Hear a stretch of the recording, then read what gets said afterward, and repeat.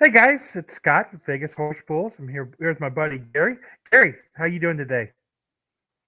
Oh, cannot complain. It was another wonderful, wonderful weekend. Went 6-2 in my picks on the Bet US College Football Show. So I'm feeling all right.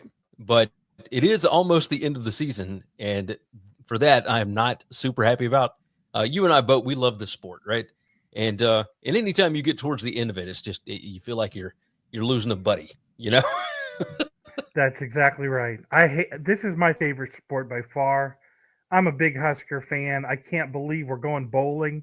It's been 7 years since we went bowling. We're finally doing that. The bad news is the season's coming to an end, Longer than that, but right? It was 20. Wasn't it 2016? I think it was 7 years. Don't make it longer. Don't make it longer. It was long enough. So let's talk about let's talk about something good here first, okay? Let's talk about Nebraska taking on Iowa. All right, Let me let's see do if it. I can let me see if I can pull this up. Got a nice color, nice pretty blue today. So pulling up Spank odds here, and by the way, Spanky just made an announcement an hour ago. Guys, just so you know, we're recording this on Sunday night because of a scheduling conflict Monday mornings. So this is, like I said, being taped delayed. So Spanky just made an announcement here just a couple of hours ago that there's a big special coming on at noon Eastern time for Spank Odds. So I'm really excited to hear what that is. Since this will be released at 8 a.m., it'll be right before that. But other than that, right now we have a nice, pretty blue here. I actually have my contest book up that I should have taken down for this, but I didn't. We got Nebraska taking on Iowa. I so wish this game was in Lincoln. I would feel so much more confident about it. Before this game started, I thought Nebraska, before this last weekend started, I thought Nebraska had absolutely positively no chance in this game. And I am overly Nebraska optimistic. But after Saturday and what Dana did to the boys, I don't know. Maybe they've got a shot at this one. But there's a famous coach who has a great line that I really like. Is he's always said that the Jimmies and the Joes were more important than the X's and the O's. So I don't give as much stock to the coaches as most people do. But on Saturday, Nebraska sure looked good. What did you think of the Huskers on Saturday? I was a bit in shock after watching this offense all season. The way that they came out and against a pretty decent Wisconsin team. They're not great by any stretch of the imagination, but what did they run? 74 plays and did not have a single negative play against Wisconsin. Uh, Yeah, they I looked mean, that good. takes a lot. So week 2 of the Dana Holgerson experience, it has certainly paid dividends thus far. Dylan Raiola looks like a brand new quarterback. Yeah, Yeah, I was a fan of what they did last week. yeah. So tell us the news. That looks like the market has says Nebraska is a 5.5 point dog. What do you say? What's the news from you? So my numbers certainly agree with that. The line opened at 4.5. It's up to 5.5 already. Probably going to keep moving, get closer to that touchdown. Night game at Kinnick, certainly a tough spot. I've got Mm-hmm. Iowa by 10.35. Based on the last 4 weeks, I've got Iowa by almost 16 points. However, we know that Iowa is down to, we think that they're down to their third string quarterback. I don't think Cade McNamara is going to play. Even if he does, I don't think he's very effective in this offense. But what's the kid's name? Jackson Stratton, I think it is. 10 out of 14 last week for only 76 yards passing. The problem that Maryland ran into with Iowa is they could not stop the run. 57 carries for 273 yards for Iowa last week. Had two different guys that went over 100 yards. I think that Nebraska should be able to defend the run a little bit better. I think they got some better dudes up front than Maryland did. Now Maryland was they were supposed to be better against the run, but once you saw them lined up against Iowa, you knew that it just didn't look like they were going to be able to get stops, and they didn't. So I think that Nebraska has a chance to slow down the running game. We've seen this Iowa team multiple times where they just kind of look like they'll make mistakes in the worst possible spots, right? That the defense is not the same world beaters that they have been. I can't wait to see this Phil Parker defense against the Dana Holgerson offense with a stud quarterback. I think it's going to be a tight ball game. I'm not going to have a play on it. I would kind of lean Nebraska because I feel like they've got a quiet confidence about them right now, especially with the way that the offense is going. But I mean, my numbers certainly say to go Iowa. I don't trust the Hawkeyes for anything. Yeah. Well, hopefully we can't trust them during the game. Like I said, I'm overly optimistic on Nebraska, and I was dead set on them losing this game, but I've got a little bit of hope left now. So hopefully Nebraska can win this, but you know me, I'm an old guy. I have a bad heart. No way I'm betting this football game. There'll be enough blood rushing through my heart the whole game that I don't need any gambling on it.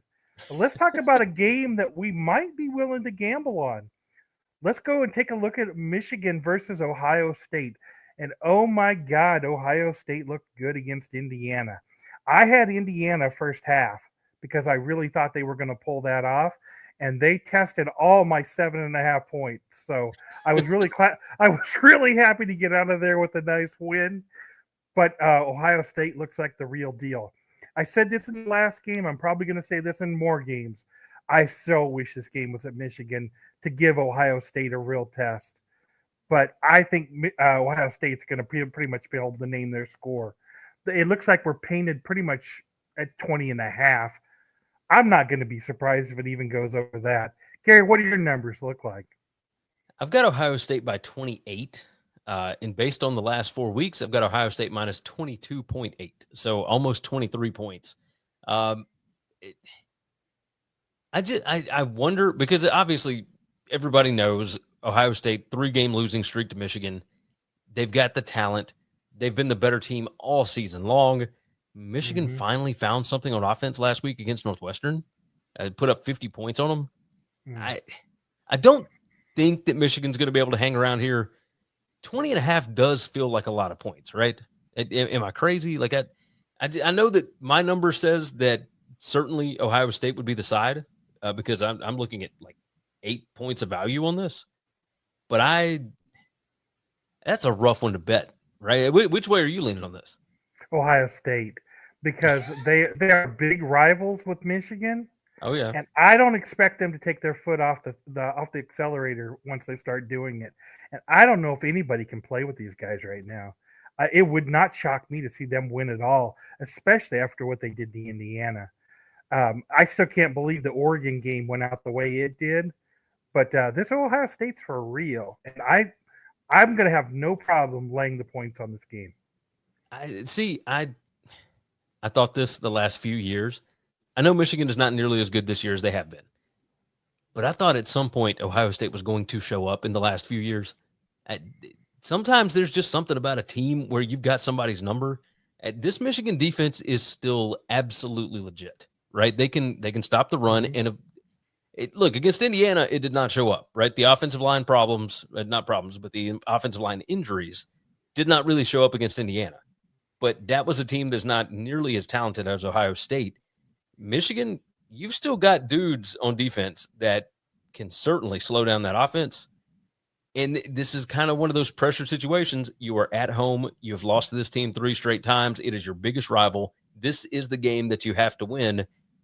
What does that pressure do to somebody, right? Last week it was Indiana. It was a different deal. This is the game for all the marbles. What does that pressure look like? I'm very curious about Ohio State here. Okay. All right. Well, I guess I don't have as many questions on this one, but let's take a look. Let's take a look at the next one.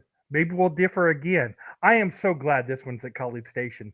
Yes. Texas taking on Texas A&M. I really like to have the better team on the road in these games. That's why I pretty much wanted all the games at the opposite location they are, except for this one. Texas A&M is a great, great place to play. I thought they were a great team, and then we had a little bit of chaos on our Saturday night here. So what does your numbers look like? It looks like the whole board has, well, there's a little bit of difference there. Look at that. We see a couple 6s. Yeah. And we see some 4s. Wait a minute, Gary. Where do you stand on this one? Circa and BetUS down to 4.5, huh? Yep. So my number has Texas by 9.5. Now that's a full season, power ratings pumped in along with stats. Based on the last 4 weeks, I've got A&M by 2, which I found quite surprising. But Texas, they've just kind of been limping to the finish line here. They didn't look great against Kentucky. Kentucky obviously had multiple opportunities to keep that game closer than they did, and they still covered the spread. But, A&M didn't win last week at Auburn. That was kind of a weird spot. And Saban said it best on College Game Day on Saturday morning. Like he talked, and I've said this for years, Jordan-Hare Stadium is haunted. And maybe it's only haunted in November, but wacky stuff happens in that stadium, especially at night. So I don't really, I don't think less of A&M, but I didn't think a whole lot of A&M to begin with, right? I didn't feel like this was a playoff caliber team because they're so limited both on offense and defense. On defense, they can certainly get after the quarterback. On offense, it's kind of a one-trick pony because, Reed, he can run. He's not been great throwing the ball. Against this Texas A&M defense, I'm kind of curious what they're going to look like here. As far as let's see, what they're going to have success with, I think. You saw Georgia have a lot of success against Texas by getting after the quarterback. Their defensive line were able to shift and change some looks. They were able to disguise things early. A&M is number 11 in havoc rate. I think they're going to be able to get after the quarterback. Texas is only number 61 in havoc allowed.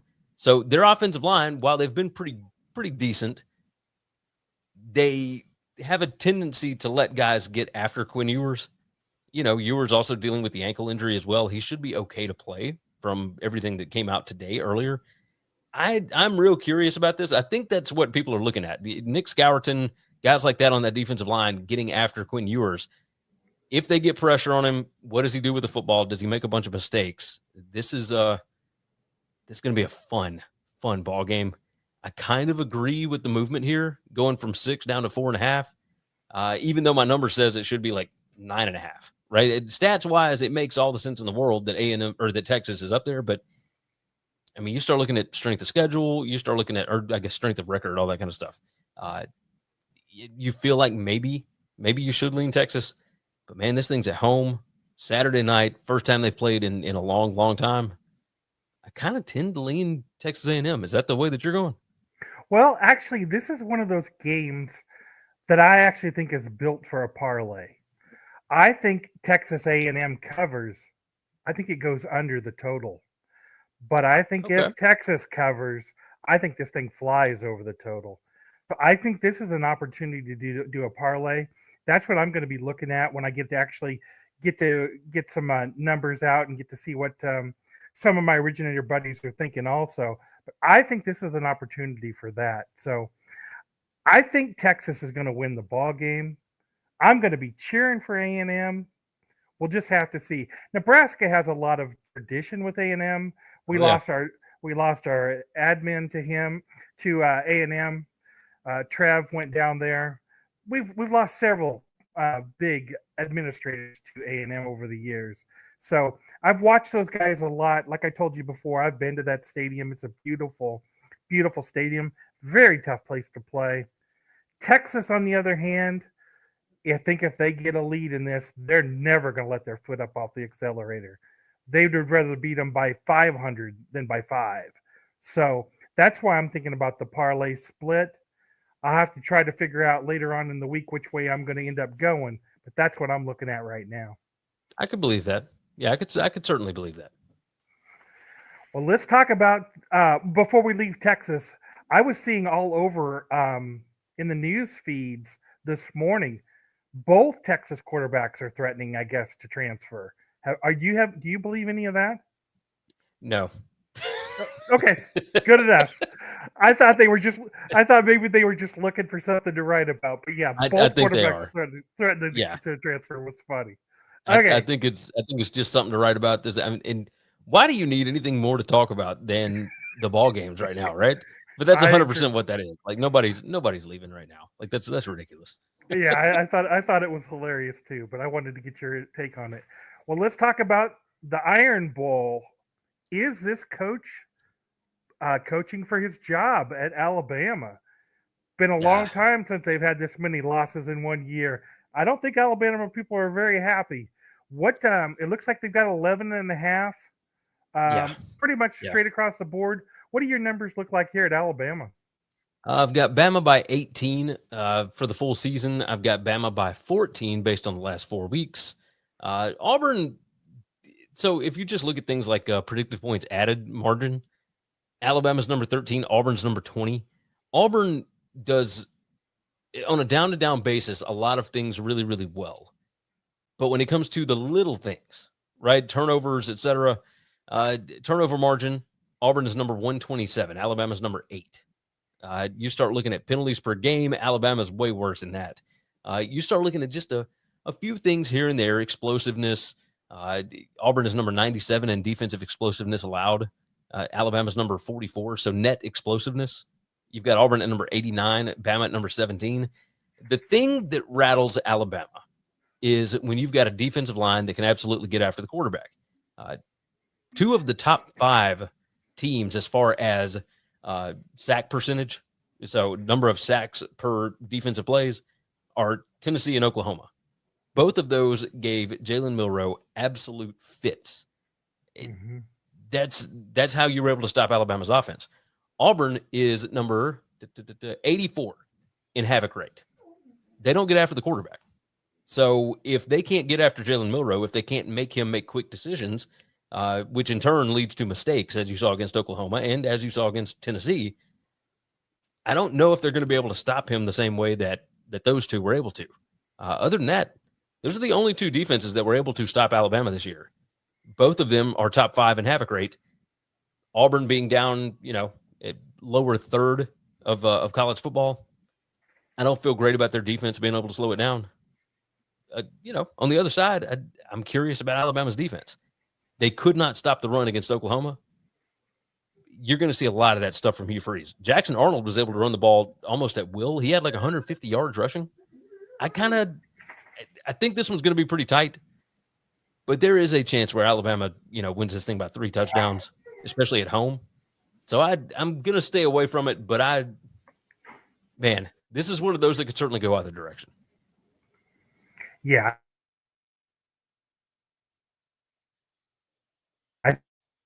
Chance to lay the wood to them, they'll definitely do it. And I think they'll do it, especially after coming off that loss at Oklahoma. I guess I worry a little more about the coach losing his job too. Hopefully he's got a good long-term contract with a big payout to save his He ain't position. going nowhere. Kalen DeBoer is not going anywhere. Well, that's good for him and his family. Well, but I'm sticking with Alabama on here. I think they're going to cover the points. I think they should do it fairly easily. But we'll see what happens. This is the best week of college football. I know we've got the playoffs coming up and championship week, but rivalry week is really, really cool. These are the ones that you wait for all year to get to see. So I'm really, really excited about this week. So again, I think Nebraska has got one heck of a game on their hands. I so wish that game was in Lincoln so that we could get a victory there. But at least they're going bowling. So it's been a great season. And it's been a lot of fun doing this with you, Gary. I'm going to do everything I can at Bet Bash to talk you into doing season 2 because I've had so much fun doing this. So Bet Bash will be coming up here in August too. So I'll have to talk you into to going out and eating with me again. We snuck off to some little restaurant there in Circa. I can't remember the name of it. I didn't talk you into going to Saginaw. It was the other. It was place. The what is it? Victory Grill. The Victory Grill, where they had the wings and everything else. Yeah, that's what it was. It was a great deal. So very, very lucky to be able to hang out with you every week and talk about these. But I think that's about all we've got for today. Gary, how would anybody find you on Twitter? Yes. Twitter is the best place. At Gary WCE on X, of course, and the BetUS College Football Show every Tuesday and Wednesday, 1 p.m. Eastern Time. Easiest way to do that is just go to YouTube and search BetUS College Football Show, or on my X account, I do post the links to that. And then, of course, the Winning Cures Everything show. So winningcureseverything.com has got everything you need to know about, honestly, all of it. So, yeah, check out those spots, either on X, at Gary WCE, or just winningcureseverything.com. Sounds really good. And again, my name is Scott. I'm Vegas Horse Pools. You can find me on Twitter at Vegas Horse Pools. If you have any questions about Spank Odds or any of the tools that we use here, you can contact me at Spank Odds. Don't forget, guys, Spanky's making a big announcement at noon Eastern time today with a big Black Friday offer. So thanks, guys. That'll be our show for this week.